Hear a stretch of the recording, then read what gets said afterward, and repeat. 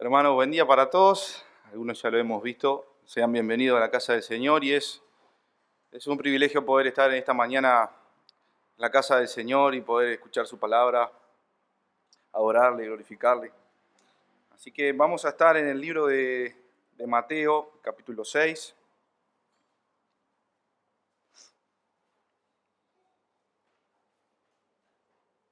Vamos a leer del versículo 5, que hemos quedado, al 14.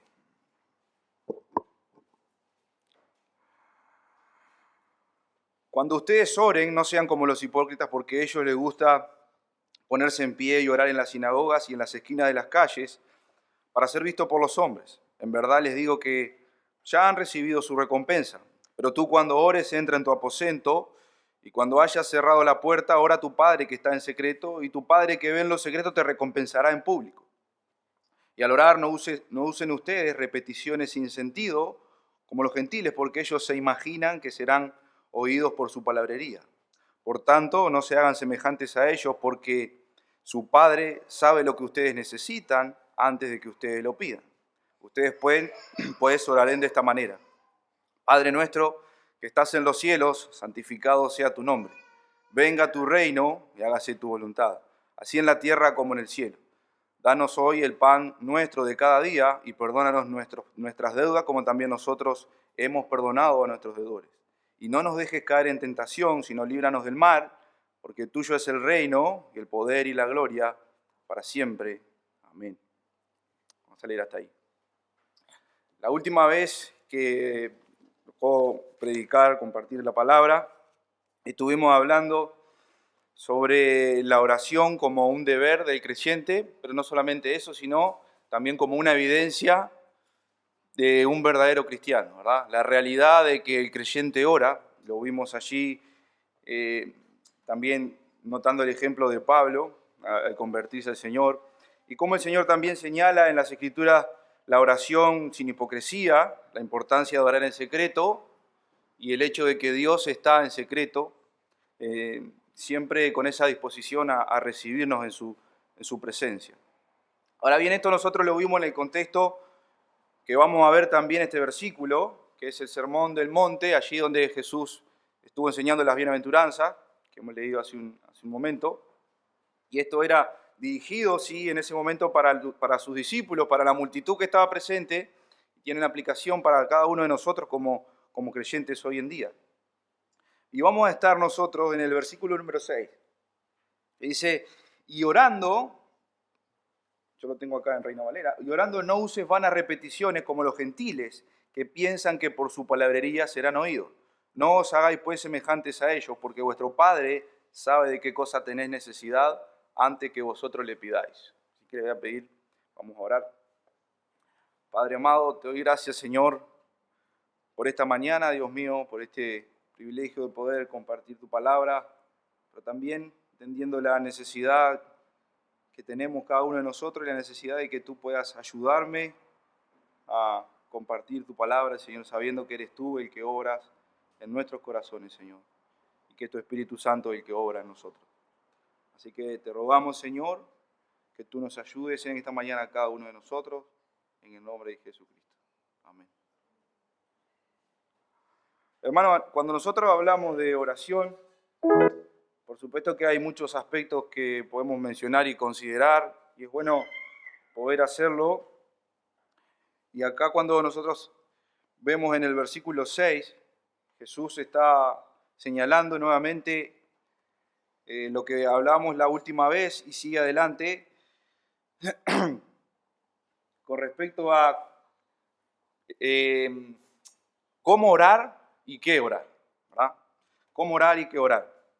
Ahora, el versículo que nosotros tenemos acá, él dice, pero tú cuando ores entra a tu aposento, ese es el verso 6 y el 7, una vez orando, llegando a ese momento de la oración, no usen ustedes repeticiones sin sentido como hacen los gentiles, ¿verdad? Lo que nosotros podemos ver acá es que hay un versículo por ejemplo, en el Primera de Reyes, capítulo 18, no sé si se acuerdan de ese acontecimiento en donde está el profeta Elías, y están los sacerdotes de Baal, no me sale la palabra. Están los sacerdotes de Baal en ese lugar, y ellos, en el versículo nosotros leemos que dice, entonces Elías le dijo a los profetas de Baal, escojan un buey, prepárenlo vosotros primero, pues sois los más, e invocad el nombre de vuestros dioses, mas no pongáis fuego debajo. Ellos tomaron el buey que les fue dado y lo prepararon e invocaron el nombre de Baal desde la mañana hasta el mediodía, diciendo, Baal, respóndenos. Pero no había voz ni quien respondiera, entre tanto ellos andaban saltando cerca del altar que habían hecho. ¿Se acuerdan de esa historia, verdad? Lo que estaba pasando allí era que ellos pretendían que Baal respondiera de alguna forma y habían presentado eso y empezaron a repetir una y otra vez que Baal le respondiera, pero por supuesto que Baal no iba a responder. Y uno puede decir, bueno, era de esperarse que siendo Baal un dios falso no hubiera respuesta alguna, y estoy completamente de acuerdo, pero lo que quiero que observemos es la costumbre de los gentiles o de los paganos, ¿de qué? Del hecho de andar repitiendo palabras vanas, sin sentido alguno. Es lo que está tratando Jesús en el principio de este texto. Ellos tenían esa costumbre, pero no solamente ellos, hermano. Y una de lo que vale la pena señalar es que Jesús al decir esto en el verso 7, Él no está diciendo que está mal el hecho de repetir una palabra. Ese no es el asunto. ¿Por qué? Porque cuando nosotros, por ejemplo, vemos en la misma situación que yo les leía, también cuando Elías toca orar, ¿verdad? Que después sabemos lo que pasa, Elías repite también, en ese momento dice, respóndeme Señor, respóndeme. Él usa repeticiones en su oración. Entonces ese no es exactamente el problema, el hecho de repetir las palabras. También nosotros podemos leer en los Salmos, cuando David muchas veces está orando, él empieza a clamar al Señor. Y una y otra vez le dice, Señor, escucha mi clamor, escucha mi oración. Él insiste en la oración, ¿verdad? Podemos pensar también incluso en el mismo Señor, cuando estaba en el monte de Getsemaní, que Él varias veces dijo, Dios mío, ¿por qué me has desamparado? Entonces Jesús, al decir esto, no uses vanas repeticiones, Él no está diciendo que nosotros no podemos repetir las palabras en absoluto. Lo que está diciendo es el hecho de hacer vanas repeticiones, el hecho de amontonar una palabra encima de la otra sin ningún sentido y sin ninguna razón, sin estar pensando en lo que uno está realmente haciendo. Y esto es algo de lo que vemos acá. Ahora, lo otro que Jesús no está criticando acá es el hecho de insistir también. Recuerdo el hecho donde, ¿se acuerdan que Pablo, por ejemplo, nos dice en la carta a los Corintios, ¿verdad? Que estamos ¿verdad? En el capítulo 12, que él había rogado ya 3 veces al Señor que quitara el aguijón de su carne, pero el Señor finalmente le responde y le dice, bástate en mi gracia. Entonces Pablo estuvo insistiendo con el mismo tema una y otra vez en oración a Dios.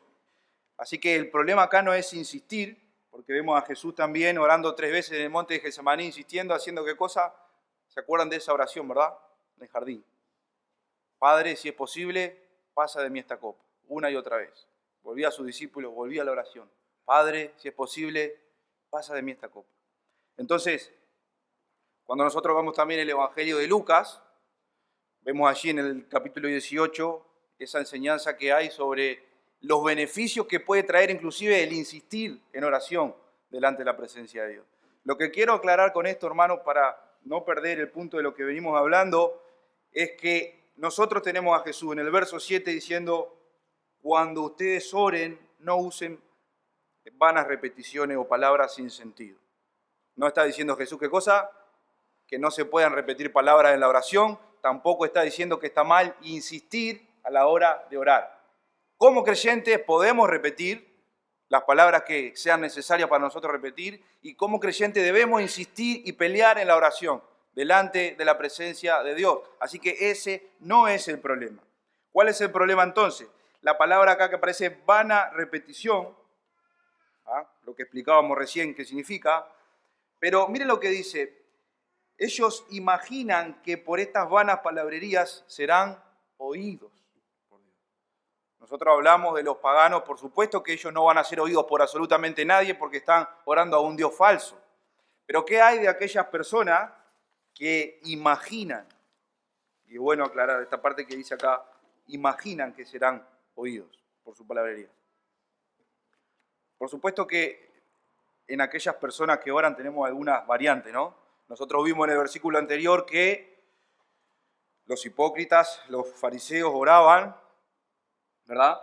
Después estaban los paganos que estábamos viendo recién a sus dioses falsos, pero tenemos también a los cristianos profesantes que oran. Entonces, nosotros tenemos que ver que tanto los judíos oraban, porque estaban los hipócritas, que vimos recién, pero había otros judíos que oraban de forma discreta y sincera, ¿verdad? Así que, y tenemos acá también a paganos que han intentado orar a Dios.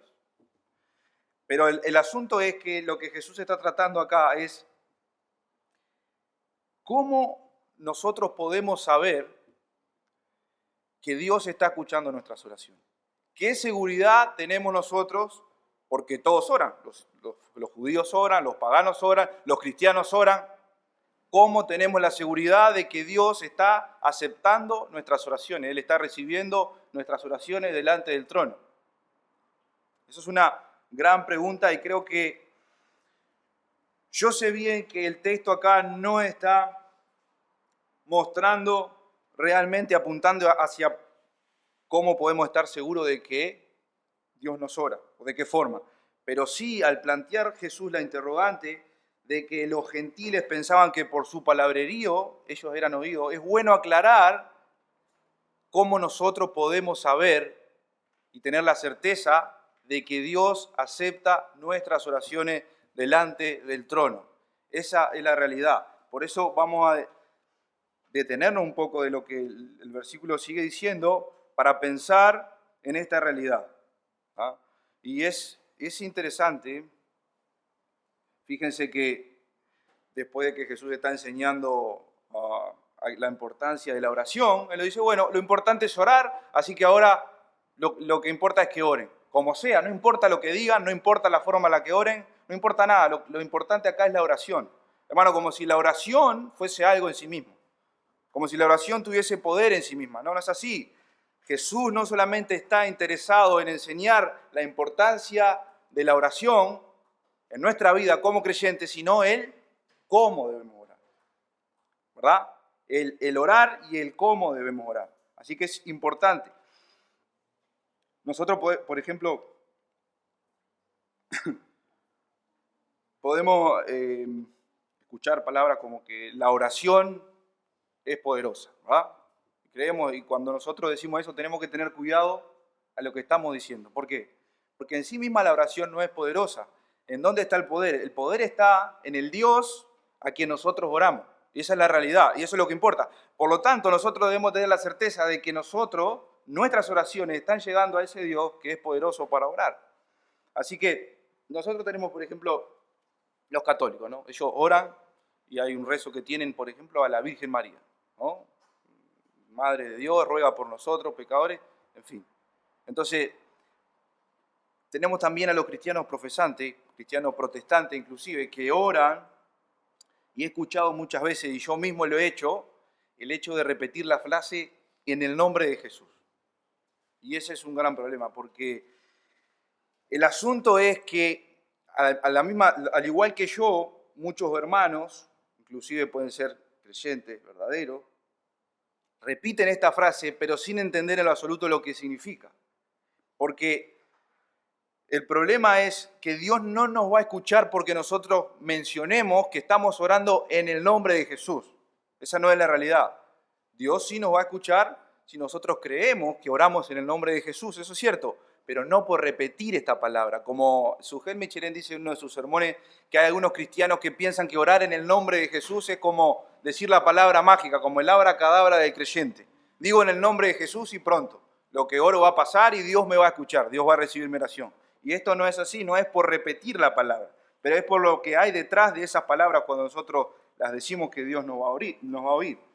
Ahora, ¿qué es realmente entonces orar en el nombre de Jesús? Orar en el nombre de Jesús es entender que cuando nosotros vamos a la oración, cuando nosotros vamos a la presencia de Dios en oración, nosotros vamos confiando en los méritos de Cristo. Y es por esa razón que Él nos va a oír, porque vamos confiando en Él, vamos en su nombre. No nos presentamos delante del trono de Dios a pensar de que nosotros somos buenas personas, que hemos hecho las cosas bien y ahora Dios nos acepta delante de su presencia. No es así, sino que realmente es por confiar plenamente y solamente en lo que Jesús hizo por nosotros, que nosotros podemos ser recibidos. Ahora bien, de nuevo, ¿cómo podemos saber que Dios acepta nuestras oraciones? Y la pregunta es acá, es primeramente si Dios nos ha aceptado a nosotros. No es tanto qué palabra digamos, no es tanto la forma en que lo digamos, eso es importante y hay que ordenarlo, pero lo importante y primero de todo es si Dios nos ha aceptado a nosotros delante de su presencia. Ahora, recuerden que acá en la oración Jesús está enseñando a orar y Él dice, en el versículo 6 dice, ora a tu Padre que está en secreto. ¿De qué base está partiendo Él? De la base en que el que va a orar es ¿qué? Un hijo de Dios. Hermano, Él parte de la base de aquella persona que está orando, es un ciudadano del reino, es un hijo de Dios. Entonces, yo sé que parece ser algo básico, pero es importante resaltar que no todas las personas, por el hecho de estar vivos y nacer, son hijas de Dios, ¿verdad? Uno va a decir, sí, ya lo sabemos. Bueno, hay personas que no lo saben, hay personas que no lo entienden. Y dicen, bueno, todos somos hijos de Dios. No, no lo somos. Todas personas son criaturas creadas por Dios, todos somos sus criaturas, pero no todos somos sus hijos. Esta es la realidad. No todos somos hijos de Dios. Entonces, la pregunta es, para aclarar, una de las razones por las cuales Dios puede aceptarnos delante de su presencia es, ¿cómo llega entonces una persona a posicionarse como hija de Dios o como hijo de Dios? ¿Cómo es que una persona llega a posicionarse y a estar en la condición de hijo de Dios? Porque sabemos que esta no es una condición natural con la que el hombre nace. Nosotros nacemos en enemistad con Dios. Nosotros nacemos alejados de Dios.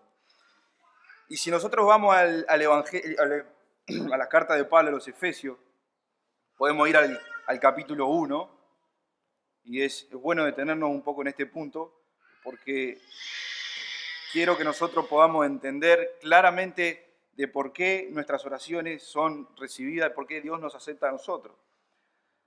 En el verso 4 dice, según nos escogió en Él, antes de la fundación del mundo, para que fuésemos santos y sin mancha delante de Él, en amor, habiéndonos predestinado para ser adoptados hijos suyos por medio de Jesucristo, según el puro afecto de su voluntad. Dios nos predestinó para ser adoptados hijos suyos, ¿por medio de quién? De Jesucristo. Gálatas 4 también habla sobre esto, dice, pero cuando vino el cumplimiento del tiempo, Dios envió a su Hijo, nacido de mujer y nacido bajo la ley, para que redimiese a los que estaban bajo la ley, a fin de que recibiésemos la adopción de hijo. Y por cuanto sois hijos, Dios envió a vuestros corazones el Espíritu de su Hijo, el cual clama, Abba, Padre. Esa es la realidad. Es que nosotros somos adoptados para ser sus hijos en el momento que nosotros ponemos nuestra esperanza y nuestra fe en Cristo, como nuestro Señor y como nuestro Salvador. ¿En dónde nos posicionamos? Nosotros pasamos a ser sus propios hijos, y esta es la realidad con la que Jesús está hablando acá. Dice, la realidad es que cuando el creyente ora en una posición ¿de qué? De hijo. Y cuando va a la oración sabiendo de que el que está en el trono es su Padre. Pero por supuesto, hermano, nosotros no llegamos allí por accidente, ni por venir a la iglesia, ni por leer la Biblia. Nosotros llegamos a esa posición de hijos por medio de la fe en Jesucristo. En el momento que nos arrepentimos de nuestros pecados y ponemos nuestra esperanza solamente en Él, somos recibidos en la familia de la fe. Y ahora, cuando oramos, podemos hacerlo, ¿en qué condición? En la condición de hijo. Y esto es bien importante porque cuando Jesús está hablando de la importancia de orar en secreto, orar en lo íntimo, ustedes van a orar y cuando están ahí orando, ustedes no dicen, Señor, me acerco a ti que eres el juez de toda la tierra, porque hay una distancia en eso. Me acerco a ti que eres el Dios soberano, todopoderoso, sublime, Todo eso es cierto, pero lo que Jesús está mostrando es la cercanía en esa relación íntima que hay entre Dios, que es nuestro Padre, y nosotros, que somos sus hijos. Lo que nos acerca allí a esa intimidad, a entender que Dios, como nuestro Padre, está inclinado a bendecirnos. Esa es la inclinación que Dios tiene hacia nosotros, en la condición de hijos. Y eso es algo que nosotros tenemos que tener presente a la hora de la oración, hermano. De poder saber que vamos ahí, y estamos delante de su presencia y podemos, como dice acá, leíamos en Gálatas, Abba Padre, Abba Padre, Padre, estoy acá, soy tu hijo y te necesito. Esa es la realidad. Así que bien, siguiendo adelante, la única oración que es aceptable delante de Dios es la oración de un hijo de Dios que es aceptado por Dios por medio de Jesucristo. Esa es una de las certezas, de las convicciones que tenemos que tener. Como creyente, ¿cómo podemos saber que somos aceptados delante de Dios? Es que Dios nos haya adoptado como sus propios hijos. Esa es la realidad. Y en condición de hijo es que nosotros oramos al Padre. Eso nos garantiza que Dios va a recibirnos. Somos aceptados delante de Él. Ahora bien, otra razón para que tengamos la certeza de que realmente Dios recibe nuestras oraciones, hermano, es que Jesús nos enseña qué orar, pero Él es el mismo que está intercediendo por nosotros. Jesús nos enseña qué orar, pero Él es el mismo que está intercediendo por nosotros como mediador. Y esta es no creo que haya otra garantía más grande que esta. Es que Jesús está diciendo, mira, tenés que ir a la oración. Tenés que orar al Padre. Y vos te acercás al trono de la gracia, allí en la presencia de Dios, y el Padre te pregunta, ¿por qué vienes a orar? Padre, vengo por tu Hijo. Y ahí está el Padre y mira al Hijo y Jesús dice, sí, yo le dije que viniera. Y vos sabés que estás ahí y sos bien recibido y aceptado por Dios. ¿Por qué? Porque Jesús es el mediador. Y Él fue el que te dijo que viniera. Hermano, vamos a desarrollar un poquito más el hecho de que Jesús es el que intercede por nosotros. Él es nuestro mediador. Pero esa es una garantía que nosotros tenemos para ir a la oración y saber que nuestras oraciones son recibidas delante de su presencia. Podemos leer en Hebreos 7. Hebreos capítulo 7, verso 22. Dice, por tanto, Jesús es hecho fiador de un mejor pacto, y los otros sacerdotes llegaron a ser muchos, debido a que por la muerte no podían continuar. Mas por cuanto permanece para siempre, tiene un sacerdocio inmutable, por lo cual Él puede también salvar perpetuamente a los que por Él se acercan a Dios, viviendo siempre para interceder por ellos. Yo no sé si nosotros necesitamos otra garantía más grande que esta para ir a la oración. Y es el hecho de que Jesús mismo, hecho fiador de un mejor pacto, y siendo el gran sumo sacerdote, Él es nuestro mediador y nosotros podemos acceder a la presencia de Dios. Porque Él dice acá, viviendo siempre para interceder por ellos. Y esto es una realidad que no solamente ahora Jesús está intercediendo por nosotros, viviendo siempre para interceder, pero nosotros cuando vemos en los evangelios, esto fue lo que Jesús también estuvo haciendo mientras que Él estuvo en este mundo. Vemos esa realidad, por ejemplo, en la oración que Jesús hace en el Evangelio, en el capítulo 17, que Jesús ora por los suyos, ora por sus discípulos y ora también por su iglesia, por los que iban a creer en Él por medio de la predicación del mensaje del Evangelio. Dice, no te pido solamente por estos, sino por los que han de creer en ti. Jesús estuvo intercediendo por su pueblo. También lo vemos en el Evangelio de Lucas cuando tiene esa conversación con Pedro y él le avisa lo que iba a pasar con él, que Satanás había pedido para zarandear a Pedro, y él le dice, pero tranquilo Pedro, porque yo he orado por ti para que tu fe no falte. Jesús le anuncia a Pedro que él había intercedido por él para que su fe no faltara, sabiendo lo que Pedro iba a enfrentar.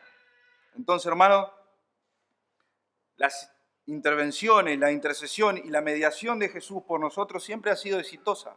Y mucho más ahora que Él vive para interceder, nosotros tenemos la certeza y la tranquilidad de que nosotros podemos presentarnos delante de Dios en la oración y que podemos ser aceptados. Nosotros y nuestras oraciones.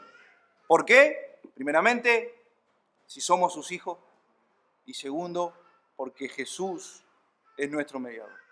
Hermano, había una gran distancia, una separación, una brecha entre nuestro pecado y la santidad de Dios. Algo que hacía imposible que nosotros pudiéramos tener esa cercanía y esa comunión con Dios. Pero por eso Jesús vino, no solamente siendo hombre, un hombre perfecto y sin pecado, pero también siendo Dios mismo. Y Él, por eso la Escritura dice que es el ¿qué? El único mediador. No hay más que Él. Y esto es bien interesante porque yo puedo decirte que vos ores por mí, yo puedo decirte que yo voy a orar por vos, pero yo no puedo ser tu mediador. Y vos tampoco podés ser mi mediador. Nuestras oraciones dependen ¿de qué? De Jesús, que es mi mediador y tu mediador, porque Él es el único mediador entre Dios y los hombres. Entonces es muy diferente que yo diga, yo no puedo mandarte orar y decir que ores en mi nombre. El único que puede hacer eso, ¿quién es? Jesús. Cuando vayas a orar, ¿qué dice? Ora en mi nombre. En mi nombre. Esa es la realidad. Entonces, ¿realmente ustedes conocen a alguien más que tenga esas facultades? Que sea Dios, que sea hombre y que se posicione como mediador delante de Dios. No, no lo hay. No pueden conocer a nadie porque no lo hay. Nadie puede decir que conoce a alguien con esas virtudes porque no lo hay. Jesús es el único. Es el único con esta naturaleza. Y si alguien dijera que hay alguien más como Jesús, sabemos algo. Es mentira. No hay nadie como Él. Eso lo hace diferente a todo el resto. Mira lo que dice, bien interesante, el Salmo 24. Hace una pregunta. Salmo 24 dice, ¿quién es el que subirá al monte de Jehová? ¿Y quién estará en su santo lugar? El limpio de manos, el puro de corazón, el que no ha elevado su alma a cosas vanas, ni ha jurado con engaño, él recibirá bendición de Jehová y justicia del Dios de salvación. ¿Quién puede entrar a ese lugar? ¿Alguno de ustedes se puede decir acá como alguien limpio de manos y puro de corazón, como para subir al monte de Jehová? ¿Alguno de ustedes puede decir que nunca ha elevado su alma a cosas vanas y que no ha jurado con engaño jamás?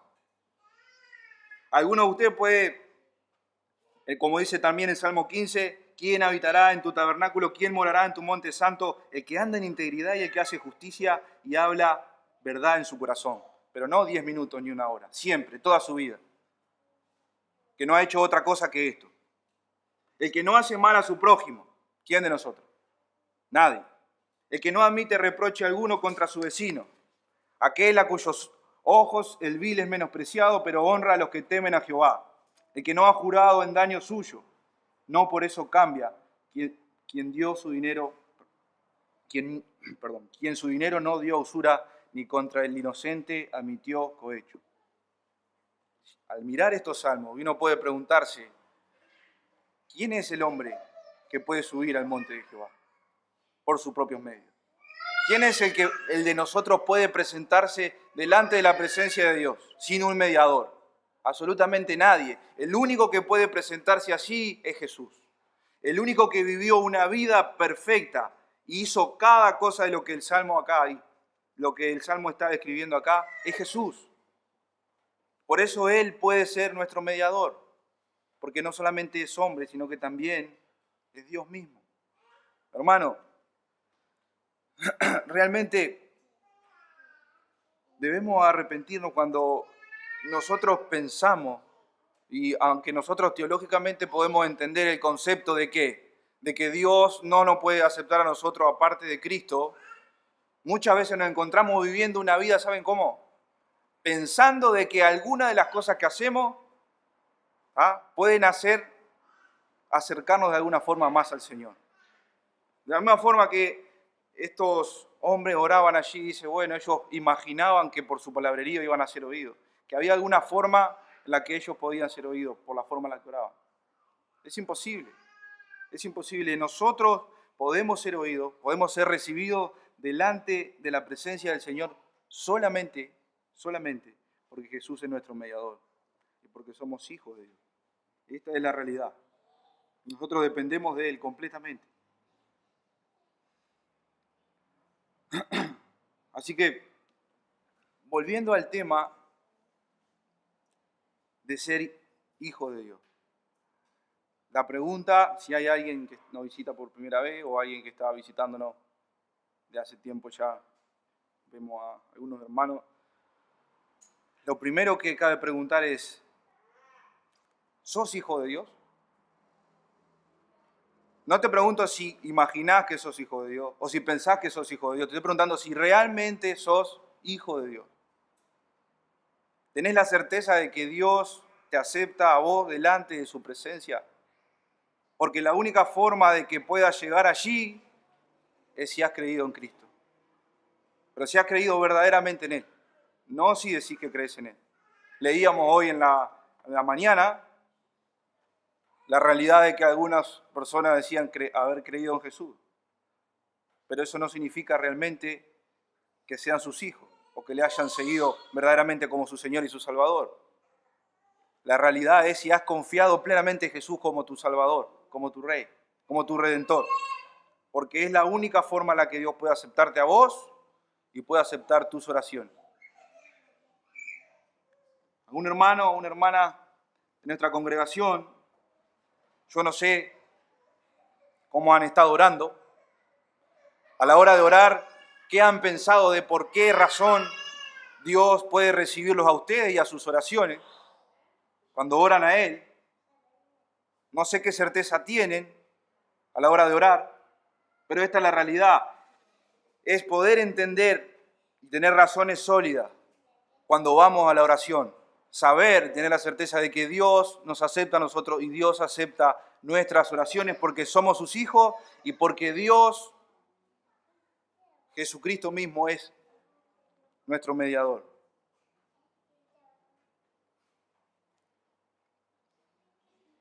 Para terminar, ver el último versículo. Vamos a ir al Evangelio de Juan, el capítulo 14.